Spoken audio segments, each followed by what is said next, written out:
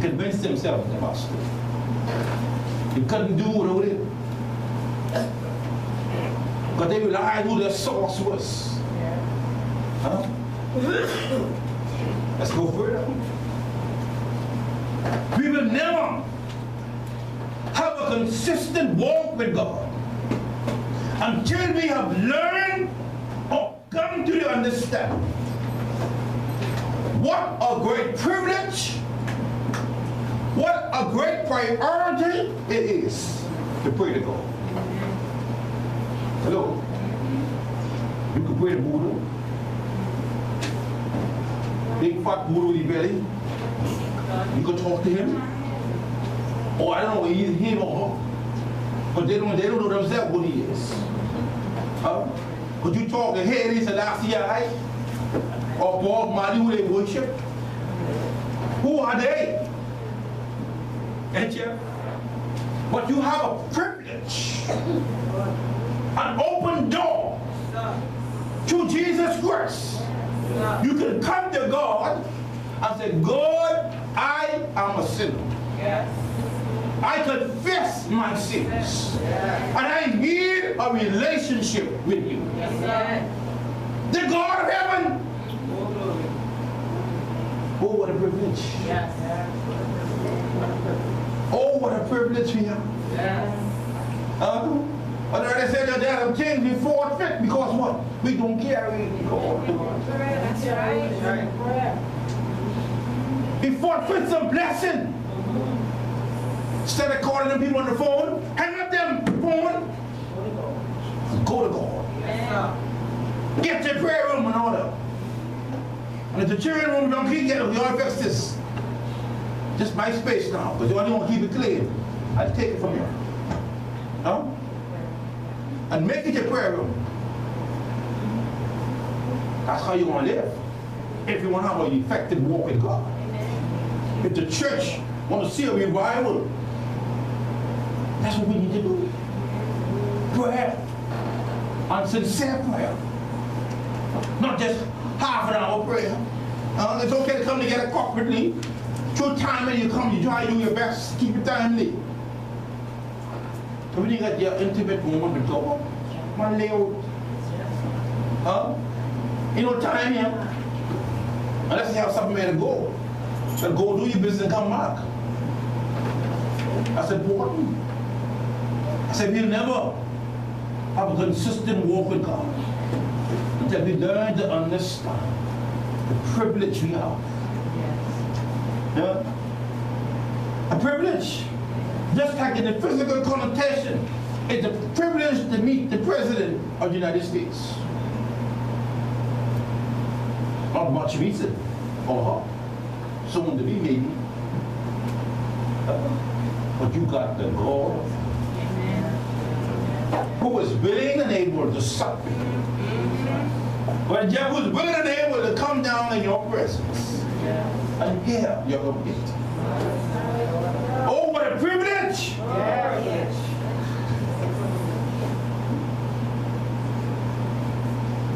Most Christians, they spend more time getting showered and getting ready for the day rather than spend time with God. You wake up 7 o'clock and you know traffic heavy. Coming from the southern especially. Coming from the east. You got the children in the car getting ready. You in the mirror putting on your makeup. Putting on your lipstick and all kind of chopstick, everything. No time to say, God, it's your time before I get on the road. Huh? And then when you get to work, you're done late. 9:15 when I read the paper. See what happened overnight. Oh. I gotta go on the internet to see what the Facebook people say. Oh, I got some money. And then I gotta go get some lunch because I ain't no breakfast. Or any white people in here, government people in here, hello.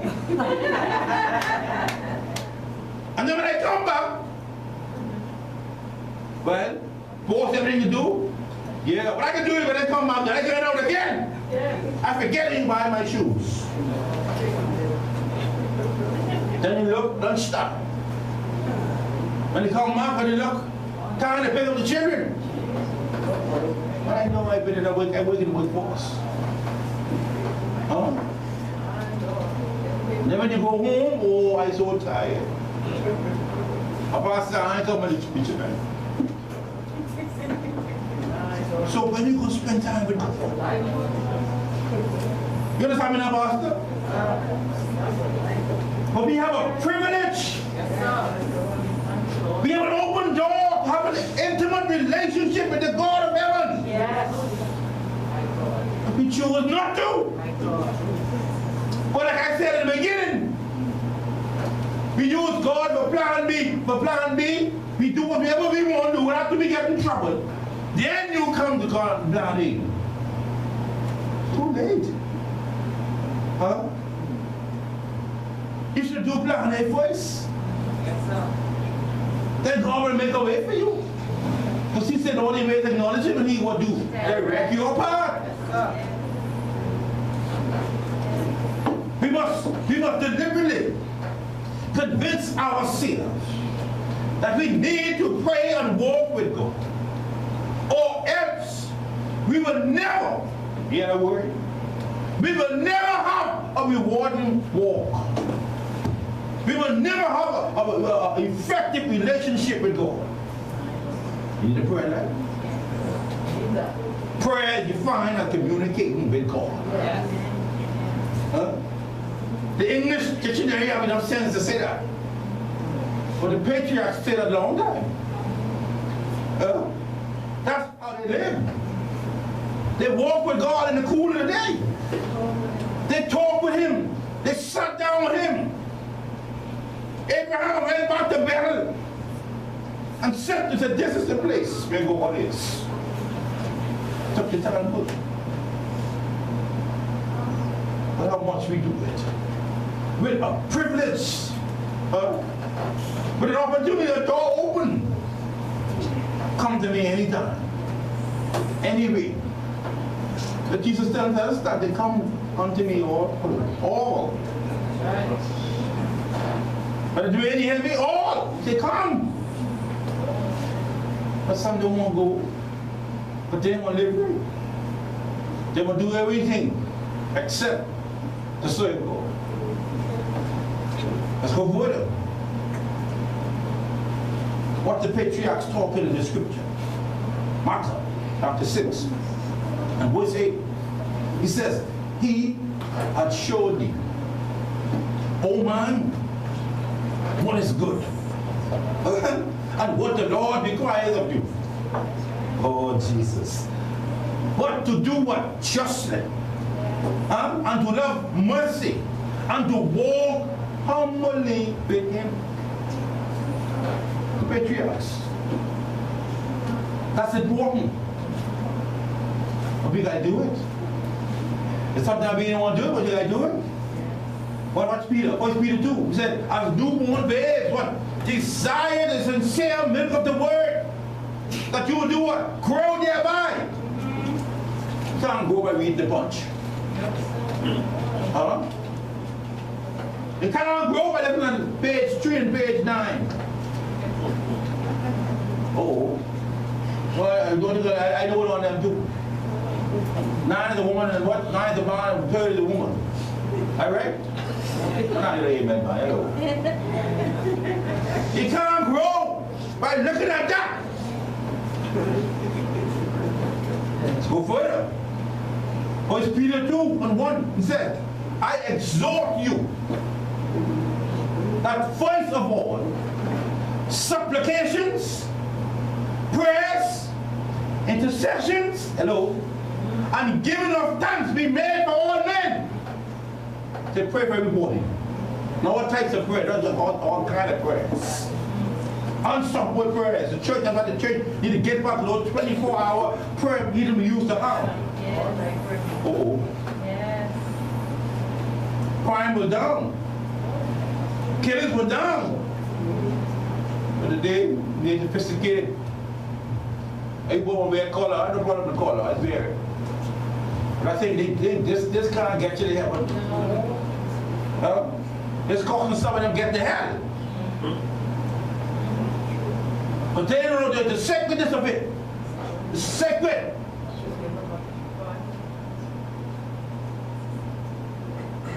Point 4.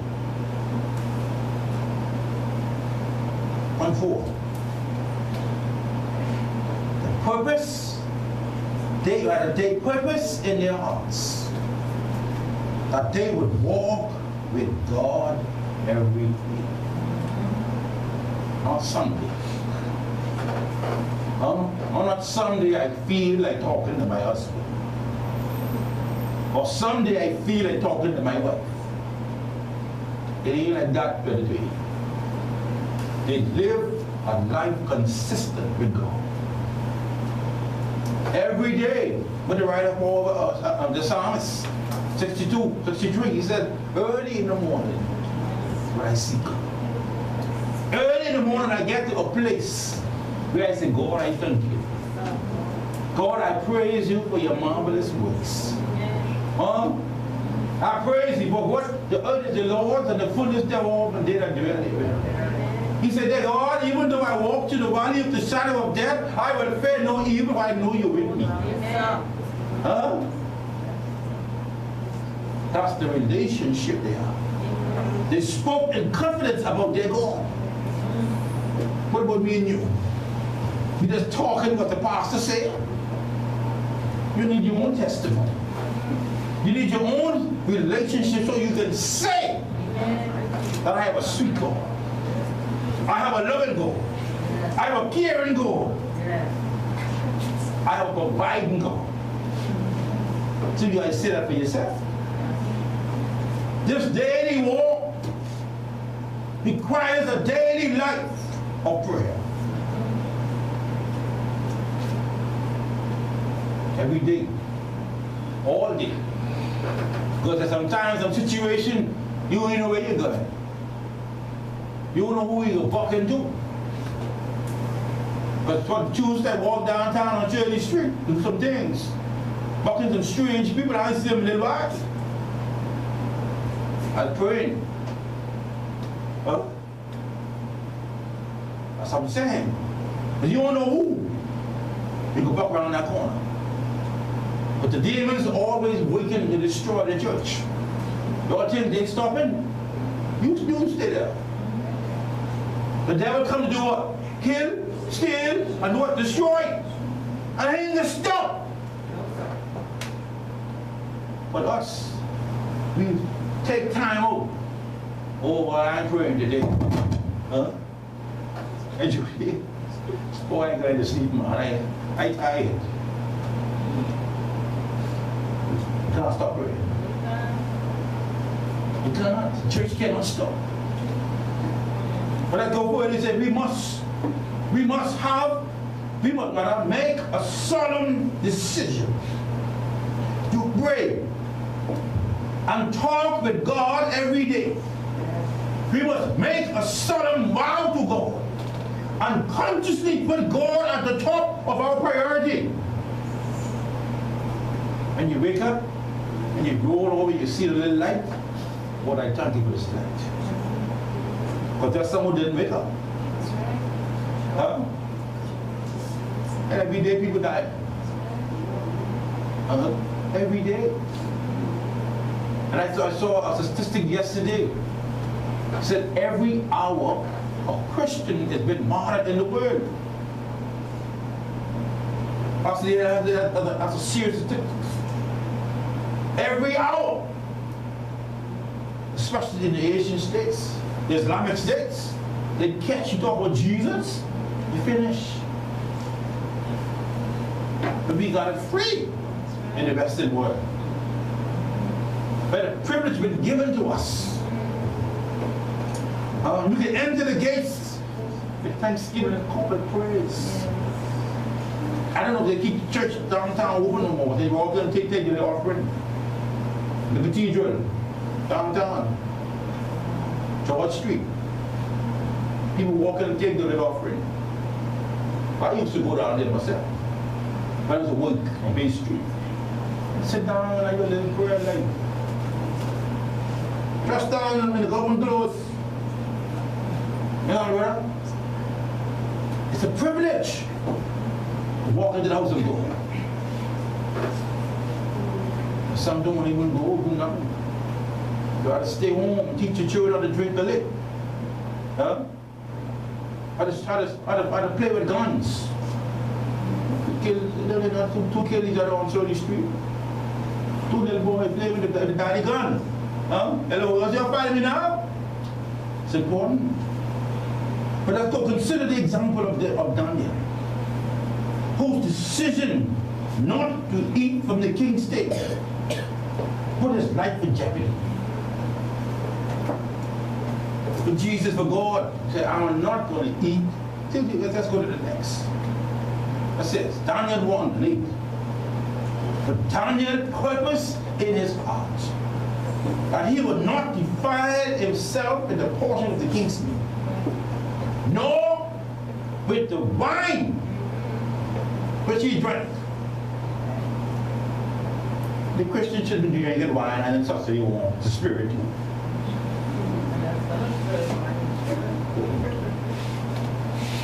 I talked to a sensible gentleman. He's dead now. I said, how it is that the Christians say they are led by the Spirit of God and want the spirit of this word. It's impossible. You know all. You can't have the two. You say, well, you make sense. The first time you were almost 90 years of age. The first time you ever had out like that. You can't have the two, pastor. Either or. Do you understand? Either you drink your Methuselah, your night train, get drunk over the Boston and stay home. But you can't bring that and talk when you walk until I come to sing with Jesus. That's important. But I'd rather not, you say? Nor with the wine which he drank. Therefore, he requested the prince of the eunuchs, that he may not defile himself. But rather he gave himself the daily prayers 3 times a day. He turned his face to the east, where the sun rise, and he met God. Hello, someone. He met God every day, throughout the day. Daily. He ate fruits and vegetables. As a result of this, let's go to verse 17, the same chapter. He said, as for these, the him, Shadrach, Meshach, and Abednego, as for these 4 men, God gave them what? Knowledge, skills in literature, too, wisdom. You understand? You got more. And Daniel had the understanding of visions and dreams. Because of what? A relationship with Jesus. He had an effective prayer life. He didn't depend on the sorceress. When the king was in trouble, what did we come to? Daniel, the man of God. That's where the nation should be coming to, the church. I'd rather be the church running to the nation. Sitting up at the politician house, sitting down, drinking wine, getting drunk of the spirit of this world. How you expect them to respect us? Hello, somebody, that man get me here. How would you expect them to respect us? I'm not saying, like people say, oh, a little man with a stomach sick. I said, I ain't sick. I ain't sick, I wear it. And if my stomach hurts, I know what to do. I give me hot milk. And I can drink that coat, my stomach, and it's over. I need no wine for that. You know what I get it? This is what a unique relationship with God will bring in your life. But you got to walk with Him. You got to talk with Him. Each and every day you got to pray with Him. Say, husband, let me take a little time out and pray with God. An hour or two. And when I finish with God, you go ravish me. Wow. I'm yours. The rest is yours.